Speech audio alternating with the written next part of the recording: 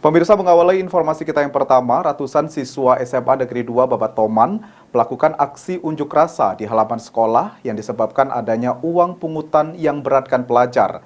Demo siswa ini sendiri berlangsung anarkis karena pelajar sempat memecahkan sejumlah kaca di sekolah.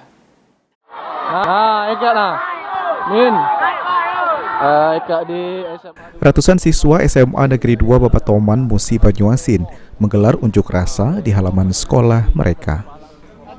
Aksi ini dilatar belakangi protes sejumlah siswa kepada kepala sekolah karena banyaknya uang pungutan yang dipinta oleh pihak sekolah kepada para siswanya, sehingga memberatkan siswa. Dengan membawa spanduk bertuliskan penolakan terhadap berbagai pungutan yang dianggap memberatkan siswa, dan juga para siswa melakukan aksi mogok belajar selama demo berlangsung.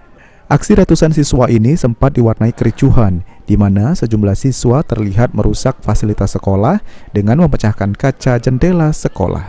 Sebelumnya, Kepala SMA Negeri 2 Babatoman, Umza, pernah didemo siswanya akibat terkait pungutan saat menjabat kepala sekolah SMA Negeri 4 Sekayu beberapa bulan yang lalu.